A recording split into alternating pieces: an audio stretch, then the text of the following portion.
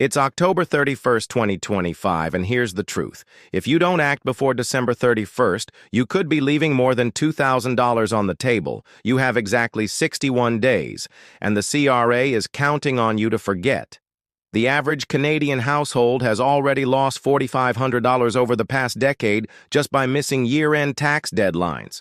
Not from bad spending, not from debt, just from waiting too long. And here's the worst part.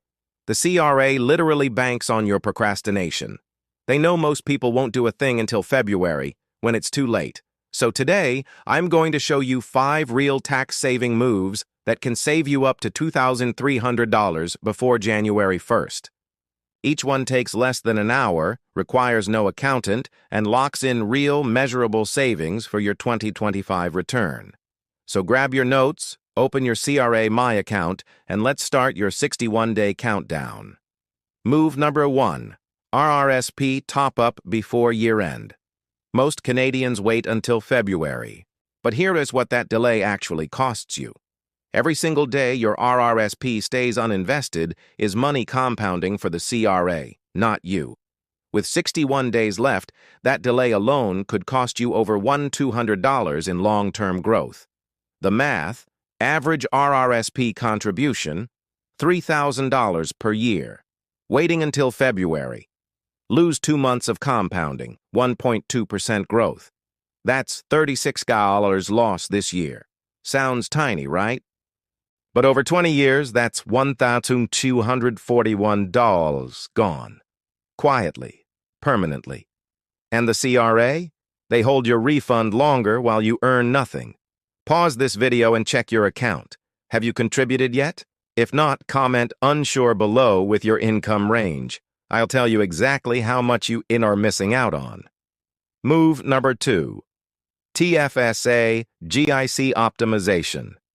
This one's shockingly underused. Right now, Canadians have over $300 billion sitting in TFSAs earning under 1%. But as of today, banks are offering 5.05% GICs inside your TFSA, tax-free, guaranteed. Here's a real example. James, a 34-year-old engineer in Ottawa, moved $15,000 from a low-yield TFSA ETF to a 1-year 5.05% GIC last December. No trading, no risk, 12 minutes online. By October 2025, he earned $603 guaranteed, all tax-free. If he'd waited until February, that's $76 lost, gone to the bank. Now multiply that across the country. Canadians lose over $5 billion a year in guaranteed earnings by not reallocating before year-end. So ask yourself, is your TFSA active or idle? Comment that below, and I'll reply with how much you could earn by simply switching before the new year. You now have 57 days left for the most time-sensitive move of all. Move number 3, tax loss harvesting. Deadline, December 27th.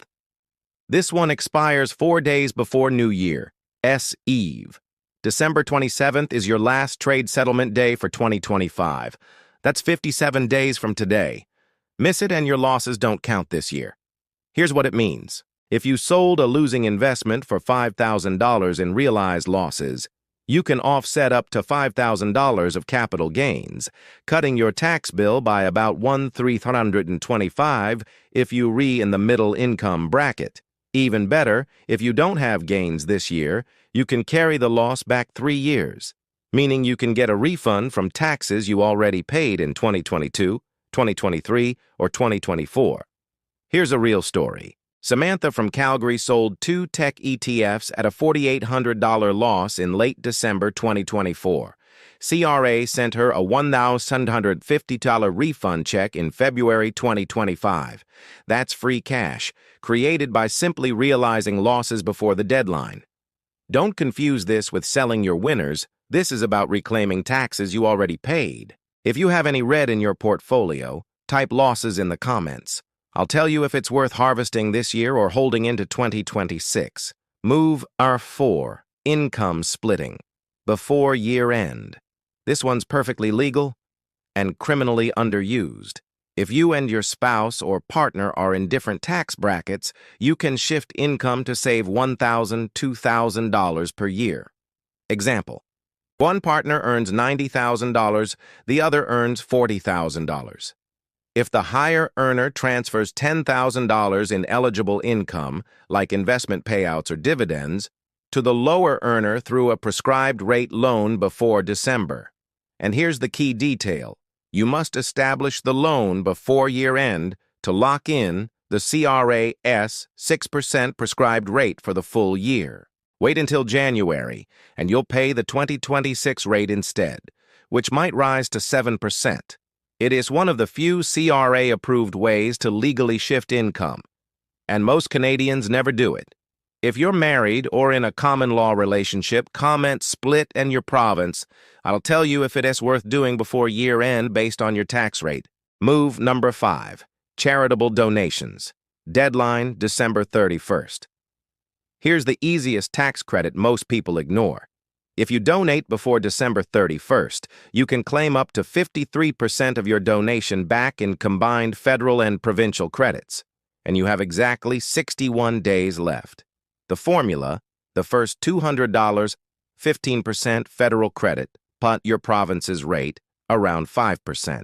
Everything above $200, soccer 29% federal plus up to 24% provincial, depending on where you live.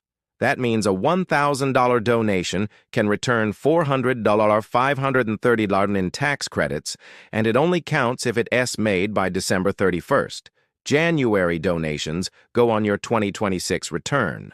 And here's a smart trick. If you and your spouse both donate, combine receipts under one name to cross the $200 threshold faster and get the higher rate. Example, two $150 donations separately, or $45 each in credits, $90 total. Combined, $68 credit. Same money, more return. Before you close this video, go to your donation receipts and make sure they're dated before December 31st. That one detail is worth hundreds at tax time.